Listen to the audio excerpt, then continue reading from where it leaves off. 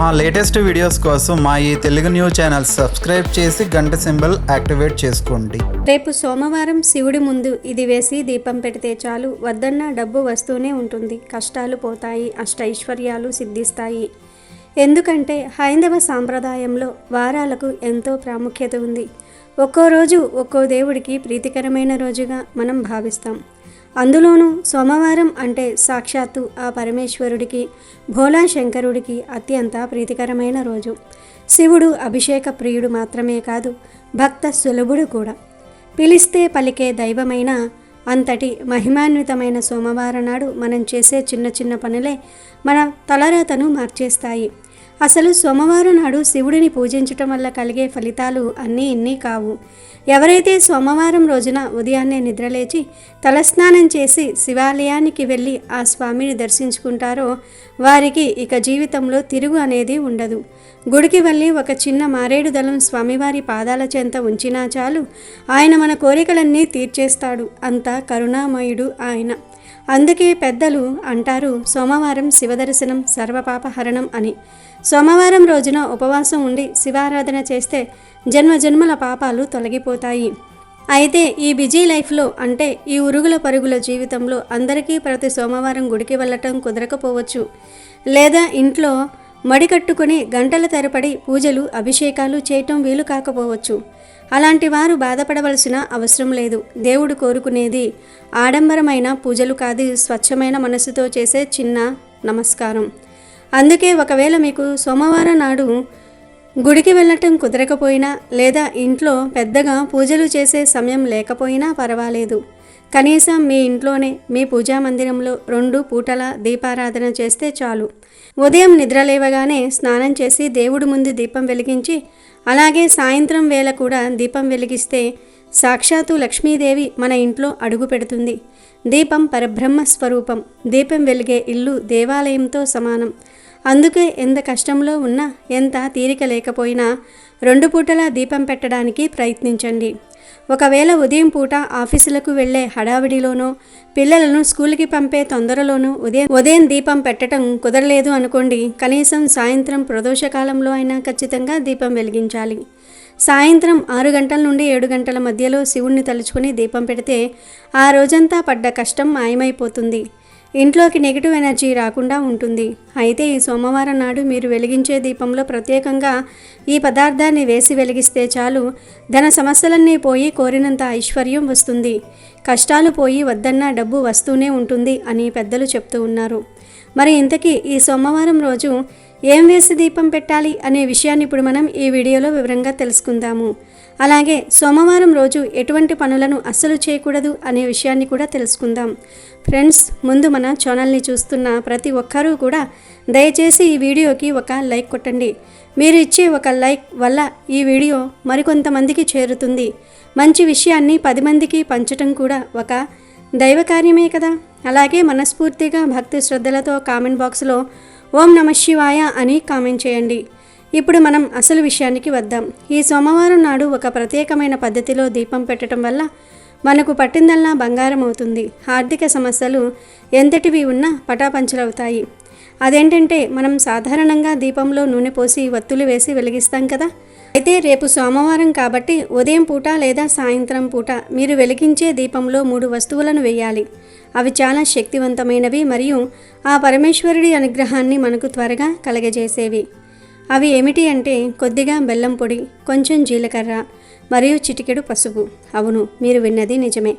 మీరు దీపం వెలిగించే ప్రమిదలో నూనె పోసిన తర్వాత అందులో కొంచెం బెల్లం పొడిని వేయండి.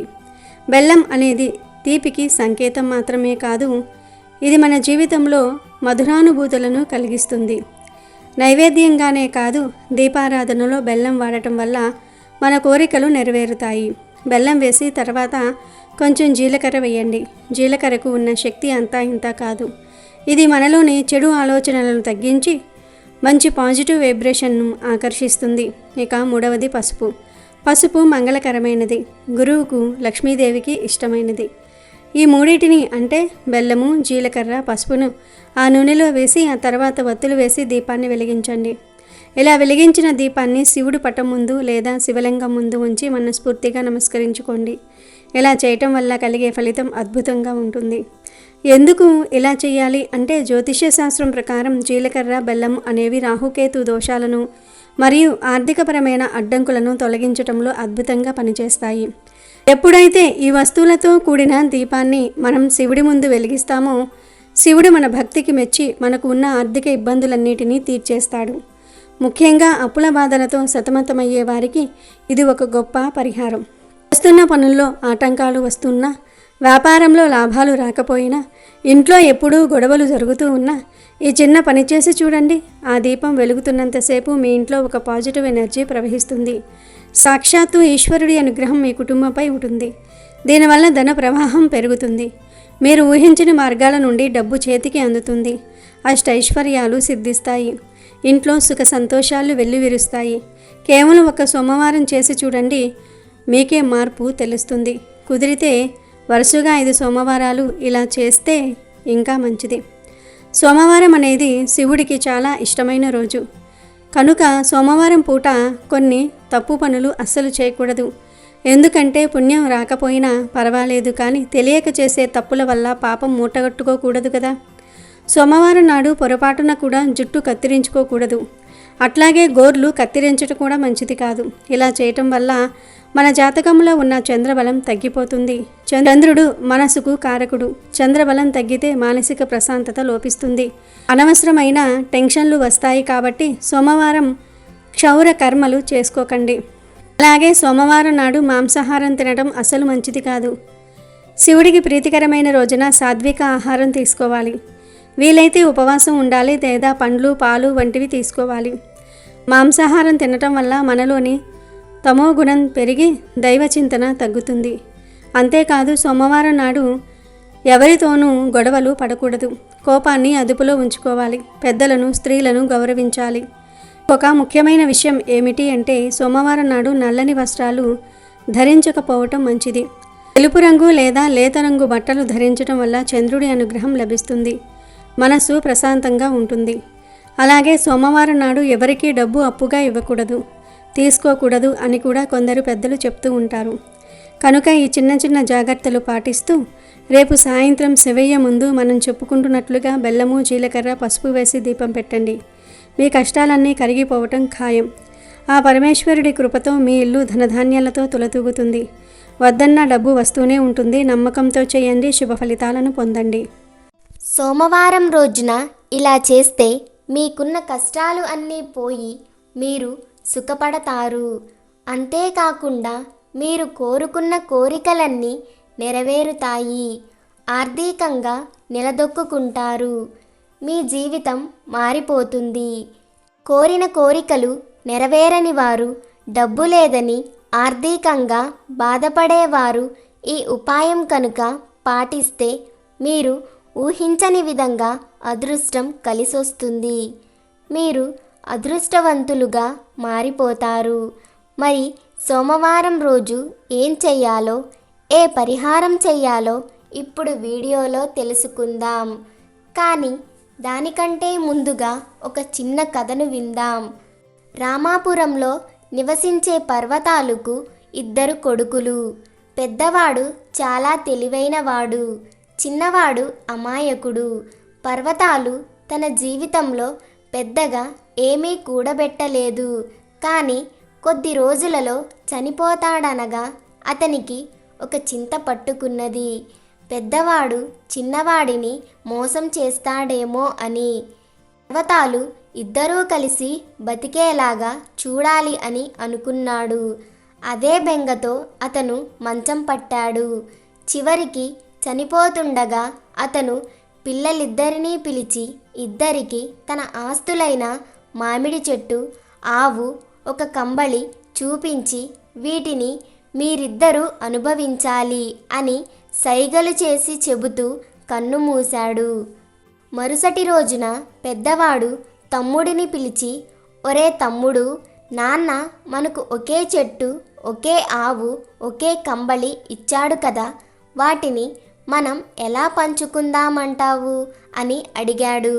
దానికి చిన్నవాడు, వాటిని అమ్మి చెరిసగం తీసుకోవచ్చు గాని మనం అట్లా చేయకూడదు. స్వర్గంలో ఉన్న నాన్న ఆత్మ సంతోషపడాలంటే మనం వీటిని కలిసి అనుభవించాలి అన్నాడు. అదేరా నేను చెప్పేది కూడాను. వీటిని మనం ముక్కలు చేయకూడదు, కనుక వాటిని కలిసి ఉపయోగించుకుందాం. చెట్టు మొదలు నీకు, పైభాగం నాకు. అట్లాగే ఈ కంబళిని పగలంతా నువ్వు వాడుకో, రాత్రంతా నేను వాడుకుంటాను. ఇక ఆవు ముందు భాగం నీకు, వెనుక భాగం నాకు అన్నాడు అన్న తెలివిగా. అయోమయం తమ్ముడికి అందులోని కపటం అర్థం కాలేదు.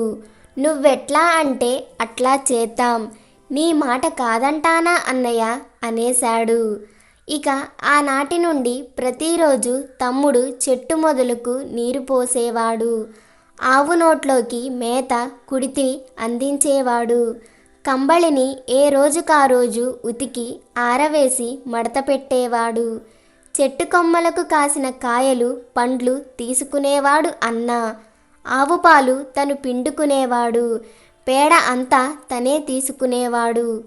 తమ్ముడు ఉతికి పెట్టిన కంబళిని చక్కగా రాత్రిపూట కప్పుకునేవాడు. ఇలా కొంతకాలం గడిచిపోయింది. అన్నకు తమ్ముడికి ఇద్దరికి పెళ్ళి అయ్యింది. తమ్ముడి భార్య లక్ష్మి తెలివైనది. భర్త అమాయకత్వాన్ని ఆసరాగా చేసుకుని అతని అన్న ఎలా మోసం చేస్తున్నాడో గమనించింది.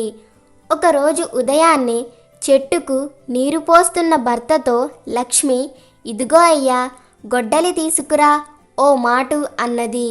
అతను గొడ్డలి తేగానే, ఇదిగో ఈ మాను మొదలు నీదే కదా, మీ అన్నది కాదు కదా అన్నది. అవును నాదే అన్నాడు తమ్ముడు. మరైతే ఇంకేమి, దీన్ని నరుకు, పొయ్యిలోకి కట్టెలు లేవు అన్నది లక్ష్మి, దగ్గరలోనే నిలబడి వింటున్న పెద్దాయనను గమనిస్తూ. తమ్ముడు చెట్టుకు ఒక వేటు వేశాడో లేదో అన్న వచ్చి అడ్డుకున్నాడు. మొదలు కొడితే మొత్తం చెట్టు చనిపోతుంది, కొట్టకు. ఇక నుండి మనం ఇద్దరం చెట్టుకు నీళ్లు పోద్దాం, కాసే కాయల్ని కూడా సమానంగా పంచుకుందాం అన్నాడు. రోజు సాయంత్రం అన్న ఆవు పాలు పిండుకుంటుండగా భర్తను పిలిచి అక్కడికి చేరుకున్నది లక్ష్మి. ఆవుకు మొక్కుకొని దాని ముఖాన్ని కడిగి బొట్టు పెట్టి, ఇదిగో ఈ ఆవు ముందు భాగం నీదే కదయ్యా అన్నది భర్తతో. అవును అన్నాడు తమ్ముడు. మరైతే ఒక బెత్తం తెచ్చి కొద్దిసేపు దీని మూతి మీద కొట్టు అన్నది లక్ష్మి. తమ్ముడు ఆమెకేసి అదోలాగా చూశాడు. కానీ అన్న ముందుకొచ్చి, ఇదిగో అలా చెయ్యకు, ఆవు తన్నిందంటే పాలన్నీ నేలపాలు అవుతాయి. ఇక మీద ఆవును ఇద్దరం మేపుదాం, పాలు కూడా చెరిసగం తీసుకుందాం అన్నాడు. ఆ రోజు సాయంత్రం అవుతుండగా కంబళిని నీళ్ళల్లో నానపెట్టింది లక్ష్మి. రాత్రికి దాన్ని కప్పుకునేందుకు వచ్చిన అన్న దాన్ని గమనించి, ఒరే తప్పైపోయింది, మనం ఇద్దరం రోజు మార్చి రోజు దీన్ని ఉతుకుదాం, ఇద్దరం రోజు మార్చి రోజు ఉపయోగించుకుందాం, నన్ను క్షమించు అన్నాడు. లక్ష్మి తెలివితేటలు గలది అని గమనించాక అతను పూర్తిగా మారిపోయాడు. అన్నింటా తమ్మునికి సమాన అవకాశాలిస్తూ వచ్చాడు. అటుపైన రెండు కుటుంబాలు కలతలు లేకుండా సఖ్యంగా జీవించాయి. ఇక వీడియోలోకి వస్తే, ఈ పరిహారం చేయడం వల్ల మీరు మీ మనసులో కోరుకున్న కోరికలు సరైన సమయంలో తీరిపోతాయి. చాలామంది రకరకాల పూజలు చేసి పూజలు చేయించుకుని కష్టాలు తీరక డబ్బులు పోయి బాధపడుతున్నారు. అలాంటి వారు ఈ ఒక్క పరిహారం సోమవారం రోజున చెయ్యటం వల్ల మీ ప్రతి ఒక్క సమస్య, ప్రతి ఒక్క బాధలన్నీ తీరిపోతాయి. మరి ఆ పరిహారం లేదా ఉపాయం ఎలా చెయ్యాలంటే, సోమవారం రోజున తలస్నానం చేసి తెలుపు వస్త్రాలను ధరించి తెల్ల జిల్లేడు చెట్టు దగ్గరికి వెళ్ళి ఇప్పుడు చెప్పుకోబోయే విధంగా 3 సార్లు నీటిని ఆ చెట్టుకి పొయ్యాలి. అలా గనక చేస్తే మీ జీవితం బాధల నుంచి బయటపడుతుంది. అలా సోమవారం రోజున తెల్లటి వస్త్రాన్ని ధరించి తెల్ల జిల్లేడు చెట్టు వద్దకి వచ్చి మొదటిసారిగా గోరువెచ్చని గ్లాసు నీళ్లు తీసుకుని చెట్టు మొదట్లో శుభ్రం చేసి మీ కోరికలను చెప్పుకుంటూ ఆ వేడి నీటిని చెట్టు మొదట్లో పొయ్యండి.